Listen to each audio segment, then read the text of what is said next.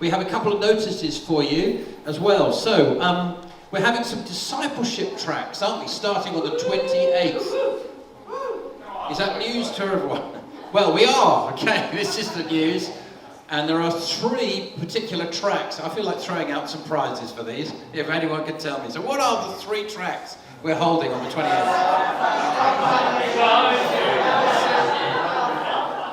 Yeah, you all know, so why don't you sign up? Sorry.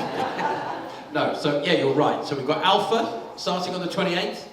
We have got Exploring Membership, so if you've been coming to this church for a few months and you're thinking, yeah, I would like to become a member now, that's absolutely one for you. And then the last one is Strong Foundations. And we're going to go over the fundamentals of the Christian faith, what it is to be a Christian. And I just feel that that's an important thing for us at this time. And you can sign up through Church Suite or online on our website. So please have a look at that, be thinking and praying about which one you should sign up to. And then the other notice, just to let you know, is we're having another prayer week, and that's going to start on the 12th of September. So we're going to have, it's called a week, but it's sort of 5 days really, and there's going to be something going on every day that week, and it's just an opportunity for us as a church to come before God and to pray about some of the things that we need to see and ask Him to do. So with that, I'm going to now hand back to the McCormacks. The book of Esther, it's one of the more exciting and curious books in the Bible. The story is set over 100 years after the Babylonian exile of the Israelites from their land. And while some Jews did return to Jerusalem, remember Ezra and Nehemiah, many did not. And so the book of Esther is about a Jewish community living in Susa, the capital city of the ancient Persian Empire. And the main characters in this story are 2 Jews, Mordecai and then his niece Esther. And then there's the king of Persia, who's something of a drunken pushover in this story. And then there's the Persian official Haman, the cunning villain. Now, this is a curious book in the Bible, mainly for the fact that God is never even mentioned, not once, which might strike you as kind of odd. I mean, isn't the Bible about God? But this is a brilliant technique by the author, who's anonymous, by the way. It's an invitation to read this story looking for God's activity, and there are signs of it everywhere. The story is full of very odd, quote, coincidences and ironic reversals, and it all forces you to see God's purpose at work, but behind the scenes. Let's just dive into the story. The book opens with the king of Persia throwing 2 elaborate banquet feasts that last a total of 187 days, and it's all for the grandiose purpose of displaying his greatness and splendor. On the last day of the banquet feast, he's really drunk, and he demands that his wife, Queen Vashti, appear at the party to show off her beauty. She refuses, and so in a drunken rage, the king deposes Vashti and makes the silly decree that all Persian men should now be the masters of their own homes. Then he holds a beauty pageant because he wants to find a new queen. This is like a really bad soap opera. But it's right here that we're introduced to Esther and Mordecai. Esther hides her Jewish identity and enters the beauty pageant and wins. And the king is so obsessed with Esther that he elevates her to become the new queen of Persia. Now after this, and even more serendipitous, is the fact that Mordecai just happens to overhear 2 royal guards plotting to murder the king. And so he informs Esther, who in turn informs the king, and Mordecai gets credit for saving the king's life. Now right here from the beginning, God's not mentioned anywhere, but this all seems providentially ordered. What is it that God's up to? You have to keep reading. We're next introduced to Haman, who's not actually a Persian. He's called an Agagite. He's a descendant of the ancient Canaanites. Remember 1 Samuel chapter 15. The king elevates Haman to the highest position in the kingdom, and he demands that everybody kneel before Haman. Well, when Mordecai sees Haman, he refuses to kneel, which of course fills Haman with rage. And when he finds out that Mordecai's Jewish, Haman successfully persuades the king to enact this crazy decree to destroy all of the Jewish people. And to decide the date of the Jews' annihilation, Haman rolls the dice. A die is called pur in Hebrew. Tuck that away for later. 11 months later, on the 13th of Adar, all the Jews will die. Haman and the king then have a drinking banquet to celebrate their really horrible decision. So the focus now turns to Mordecai and Esther, who are the only hope for the Jewish people. They make a plan that Esther's going to reveal her Jewish identity to the king and ask him to reverse the decree. But approaching the king without a royal request is, according to Persian law, an act worthy of death. So in a key statement, Mordecai, he's confident that even if Esther remains silent, that deliverance for the Jews will arrive from another place. And then Mordecai wonders aloud. He says, who knows? Maybe you've become queen for this very moment. Esther responds with bravery, and she purposes to go to the king with her amazing words, if I perish, I perish. Now, in what unfolds, we watch the ironic reversal of all of Haman's evil plans. So Esther hosts the king and Haman at a first banquet, and she says that she wants to make a special request of both of them at an exclusive banquet the following day. So Haman leaves the banquet totally drunk, and he sees Mordecai in the street. He fumes with anger, and he orders that a tall stake be built so that Mordecai can be impaled upon it in the morning.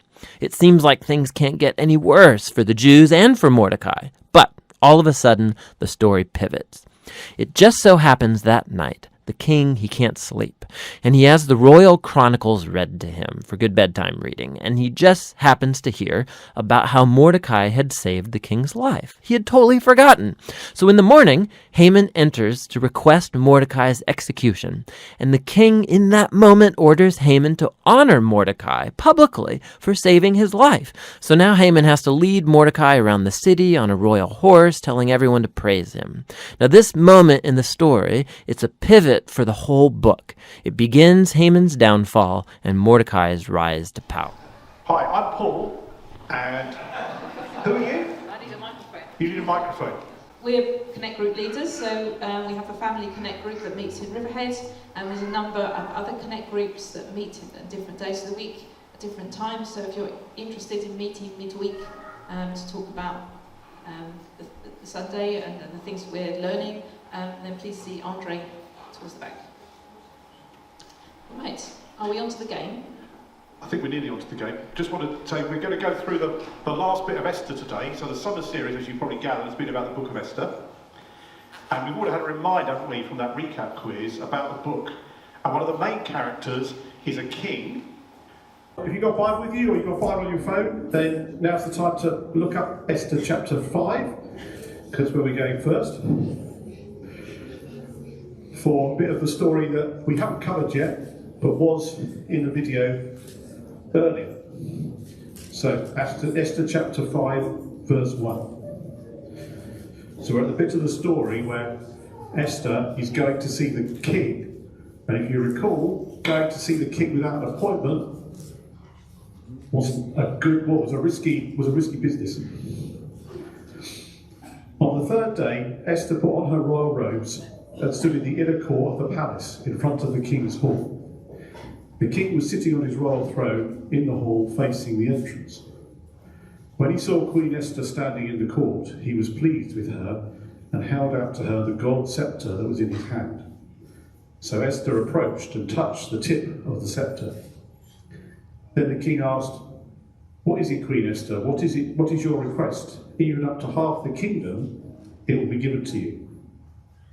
"If it pleases the king," replied Esther, "let the king, together with Haman, come today to a banquet I have prepared for him." "Bring Haman at once," the king said, "so that we may do what Esther asks." So the king and Haman went to the banquet Esther had prepared. As they were drinking wine, the king again asked Esther, "Now, what is your petition? It will be given you. And what is your request? Even up to half the kingdom, it will be granted." Esther replied, "My petition and my request is this: if the king regards me with favour, and if it pleases the king to grant my petition and fulfil my request, let the king and Haman come tomorrow to the banquet I will prepare for them. Then I will answer the king's question." So we're still left in suspense, not knowing how this works out, because we've only had half of the story. We've got some more in a little while. Now, today we're talking about faith, and as we've heard, this is a book that doesn't actually mention God. So where is the faith in God if God's not mentioned? Well, I think that there's two ways that Esther shows faith. The first one is how she shows courage, and I think you've already spotted that. The second one is showing how she shows trust in God. Now that's a bit harder to see if someone's trusting. It tends to be a bit quieter, and I think it's more about what Esther doesn't do than what Esther does. Okay, so the first one is the courage one. So even as the queen, Esther isn't allowed to go into the king's inner court without being called for, unless he holds out his golden scepter. The punishment is death. So walking in that doorway, or whatever it was that she had to go through to get to see the king, must have been absolutely terrifying. It's not like we were just running up and down happily up and down the aisles of the church. You would be completely terrified walking into that place. She is literally putting her life on the line. She doesn't know how the king is going to respond. And interestingly, she doesn't go into it saying, oh, it's all right, no, it'll all work out, it'll be fine. She goes in saying, if I perish, I perish. Now, of course, the king doesn't let her die. He holds out his scepter and says, not only does she not die, but he says, whatever you want will be given to you, up to half my kingdom. Well, that's like a fairy tale, isn't it? Half his kingdom was vast. His kingdom went from India to Ethiopia. It was kind of known world, I guess, at that time. She could have asked for clothes, jewellery, palaces, servants, goodness knows. Half the kingdom, absolutely massive. But she doesn't do that. She asks him to a banquet, which is a little bit puzzling, perhaps. Because the other thing that she might have been able to do is to use that opportunity to get back her enemy straight away. Do you remember there's another story it's actually in the New Testament, about a king in a palace, a different king, who offers a person to have anything they want. So this is King Herod in the New Testament. His daughter dances, he's pleased, he says, what would you like? You can have anything you like. And because he said it in front of the guests, he feels obliged to fulfill what she's asked. And what she actually asks, she goes to her mother, the Queen, and the Queen asks for their enemy's head on a plate. I mean, how awful is that? Grisly. But because the king had offered it, he felt obliged to agree to it. But Esther didn't do that either. She seems to be biding her time, and she seems to be waiting for God to help her. Remember, she's asked everyone who knows how to fast, and she fasts before she goes to the king. Now, most of us aren't very good at waiting. If we're in a really difficult place, we try and figure out the answer for ourselves, don't we? We're tempted. It's very hard just to wait and to bide your time. We tend to want to fix it. We might lie awake at night working out how we're going to get some money to pay that bill, or how we're going to face somebody at school who's been nasty, or maybe we're in a position where we've been really badly treated. How we're going to kind of make it known that we're not like that. We're going to try and regain our reputation. We kind of think and we plan and we try and work out what to do, and that we're also often tempted to try and deal with it in a sort of manipulative way. We might be trying to gather all our facts to see if we can get a legal case together. We might want to gossip. I'm sure Esther was in a position, she may not have had much power in the court as a whole, but she was in charge of the whole of the harem. So she would have wanted to gossip, she might have wanted to manipulate, but she doesn't appear to be doing that. And the reason I think she's not doing that is because when the situation starts to change, it's not actually her doing. The thing that seems to be the turning point seems to be when the king can't sleep. He asks for the books of his reign to be read to him, and up pops, by coincidence, the story about how Mordecai is helped, and that seems to be where the turning point happens. It's not her using her powers to manipulate or do anything for herself. So God knows the best way to work things out. We think we can work it out, we can fix it, we can do whatever we can to try and solve the problem ourselves. but he knows the best way to fix the situation that we're in. And it's not necessarily the way we're thinking. It may involve us stepping out in faith, like Esther had to do, but then we still have to leave God to work things out. And we'll see as we go on through the story that that's what happens. And I'll be looking at the verse in Ephesians, which it's like Esther knows this about God, that God is able to do immeasurably more than we ask or imagine. Yeah. I'm going to hand over to Paul. Yeah. Thanks, Karen. So, we have the next slide, please. So, we've got a little game of trust coming here. Now, this is a bit risky for me, actually, because what I need here is, if you're in Ignite, or if you're in your 20s and your knees still work, then you can play this game. Everybody else, it's probably not a good idea. So, anybody prepared to do this game? I haven't really sold it very well, have I? Your knees have got to work, and you've got to be in Ignite in your 20s. You guys might be a bit small. That's what I'm concerned about. Sorry. Go, Harry. Come on then. I need about 6 people up the front. Come on, man. That's we've got a quality side now. Yeah, this is what we need.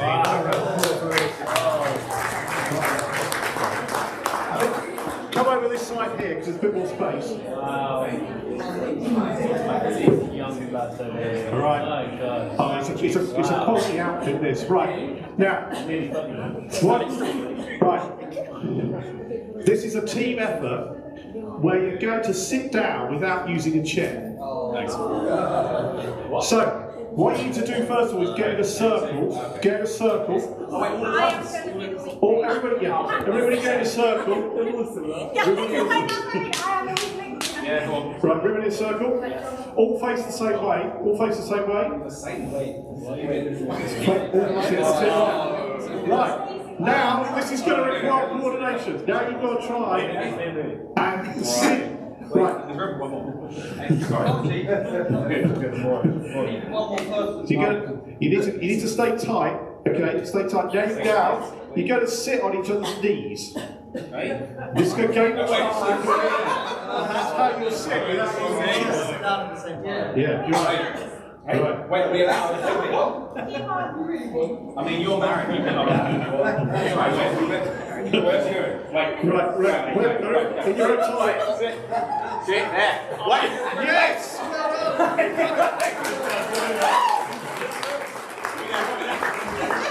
Right, just to prove you can do it, turn around the other way so you can do it as a Oh, we've done it once. Come on. You are anyone. Are you now touching me? Harry. Right, there you go. Josh, believe in me, man. Yes, very good.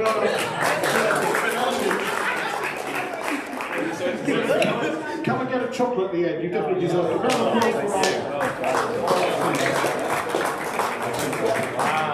What's the point to that exercise, really? The point was, they didn't know what they were being asked to do, and they had to actually trust each other to make it possible for them to sit without using a chair. And what Karen was talking about earlier was actually, there was massive trust by Esther to trust that God was in control of the situation.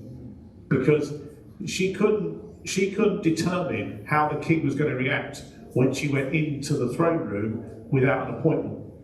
She couldn't control that. And if you've ever been in a throne room, I don't know if anybody met the Queen or a member of the royal family? You met the Queen, yeah? How was it being the Queen Mother? Okay. But if you meet somebody from the royal family, you are going to behave yourself, aren't you?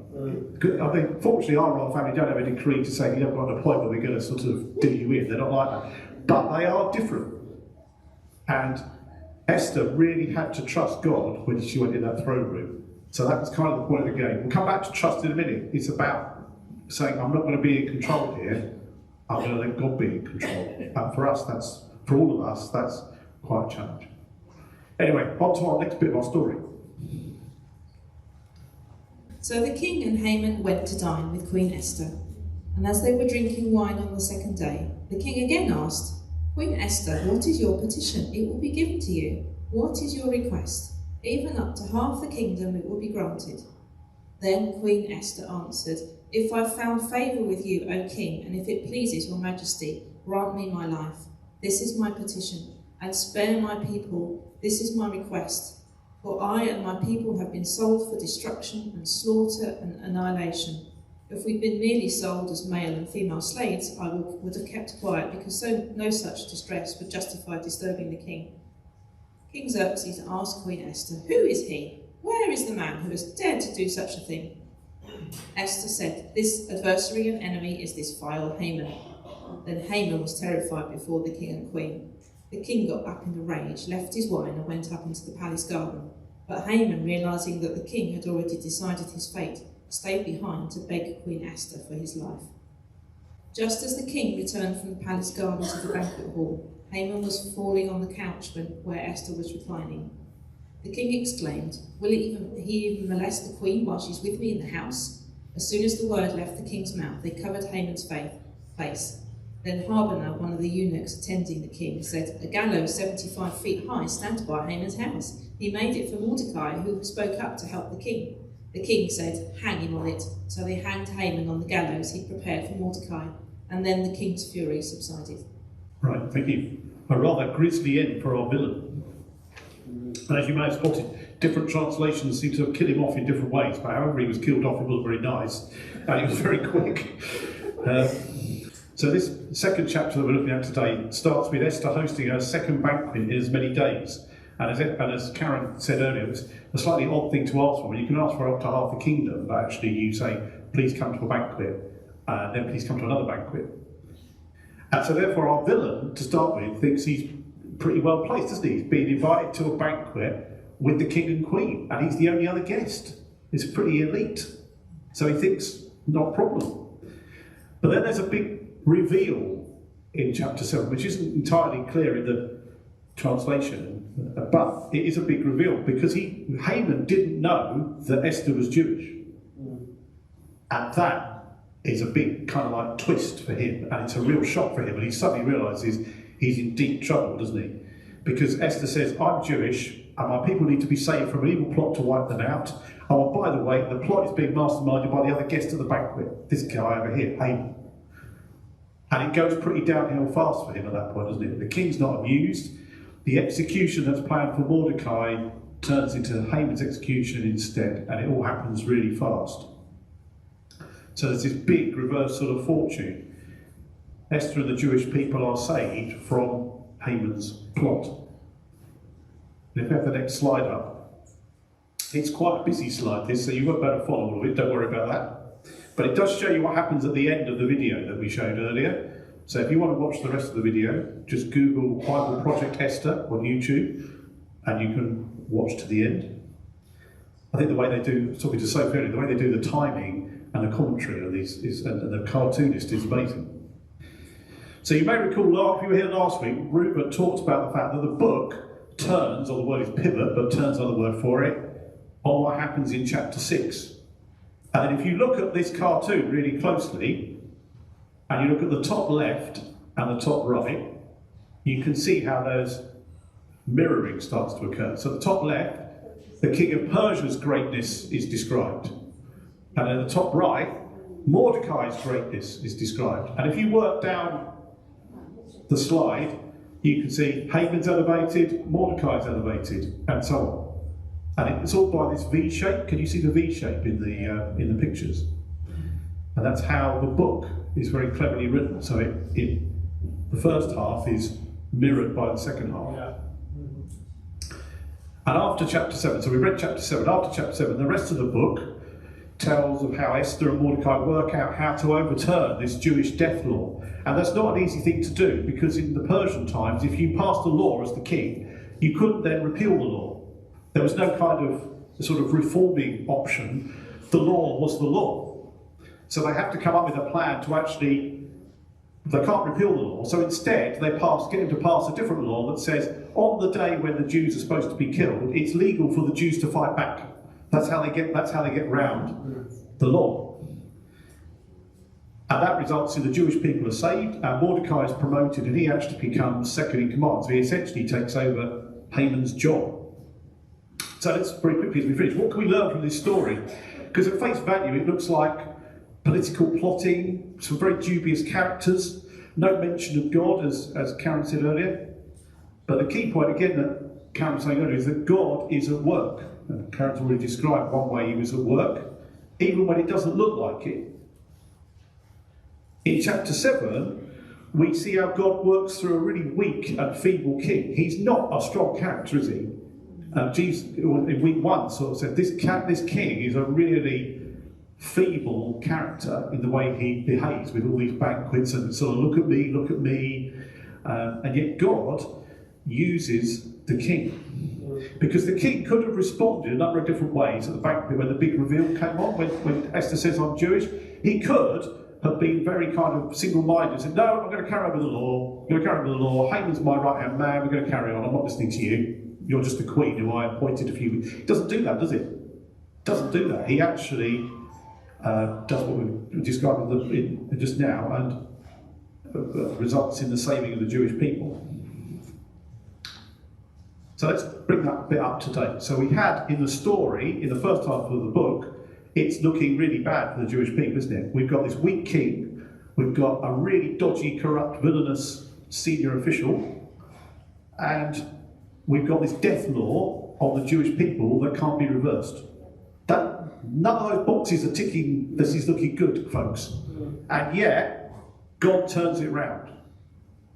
And today, let's be quite honest, I know there'll be people in the room who will be facing challenges with financial challenges, or relational difficulties, or something else that looks really immovable.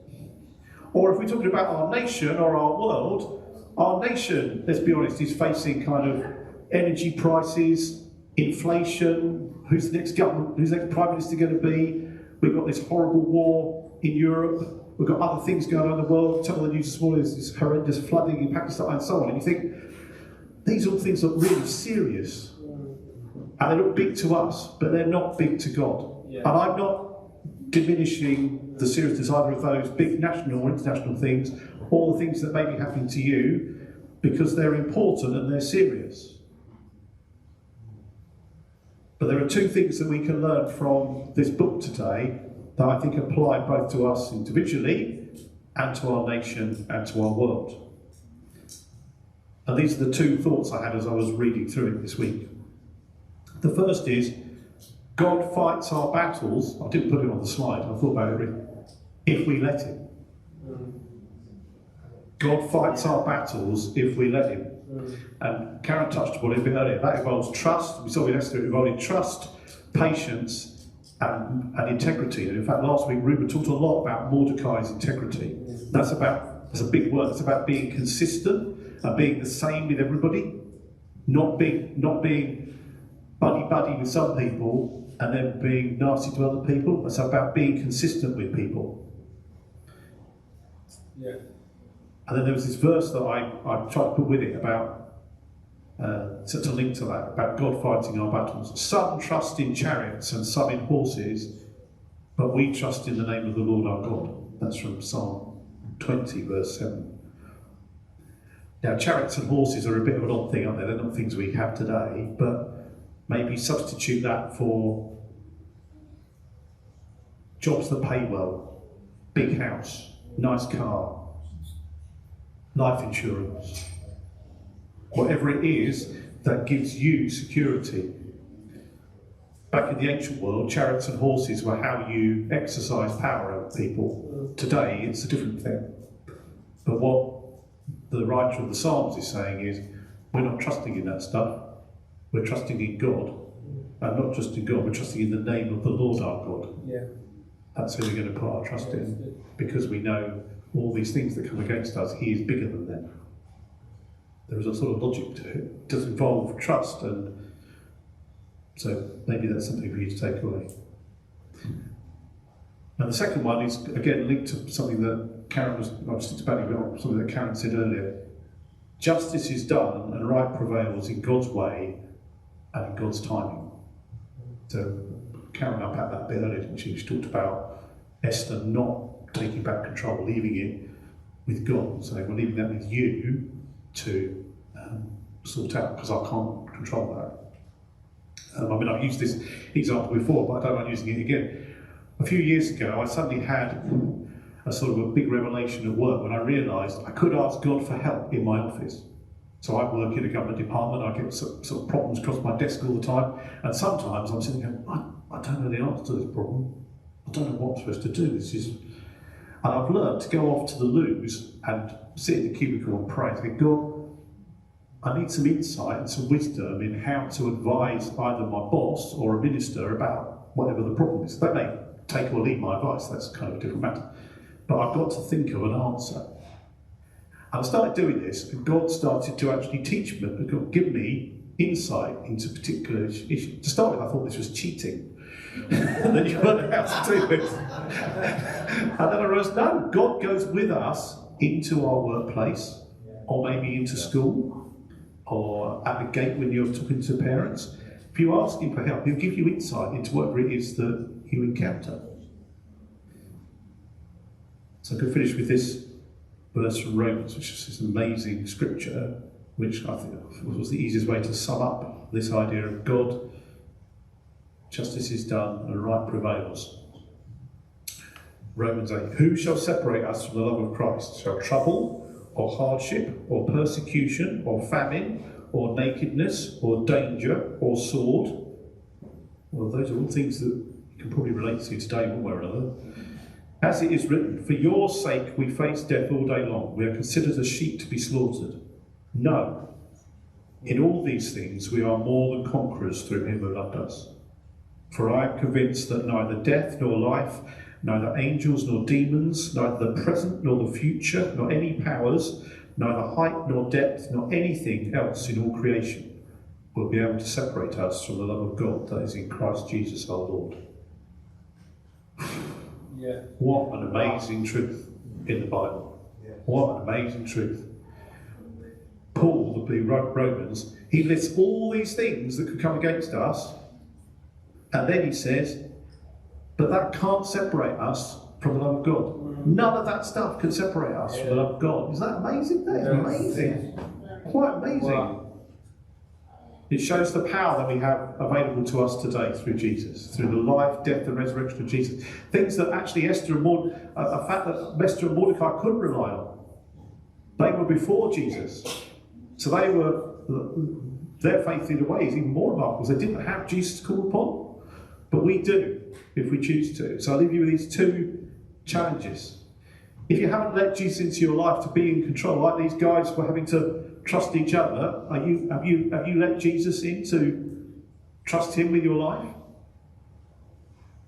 If you haven't, there's an opportunity today to do that. Come and talk to perhaps some of the ministry team afterwards, and they'll talk you through a short prayer to help you have that connection with Jesus and that connection with God. And then for those of you that do know and follow Jesus, the challenge for you today is, will you let him fight all your battles? Maybe you let him fight some of them, but not other ones. And that's speaking to me a bit as well. At times I'm going, no, I'll take that one back, God. I can fight. No, I can't actually. No, you are going to have to deal with that as well. Because we either learn things the easy way or the hard way with God. Those are the only two options. Are you going to let him be in control? Because he does actually know what's best. It's partly our prize. Well, I know what to do with God. It's okay. I'm going to control this battle. No, God knows best. Let him fight the battles. Trust him. It doesn't mean we don't use our brain and we don't kind of upset ourselves from responsibilities, but the bits that we need to say, God, I need you to deal with this. I can't deal with this person. They're difficult. I need you to help me in my relationship with them. Or I need you to help me with the provision for the bill or whatever it is. God will help because his word says he helps those who follow him. Let's finish with a prayer.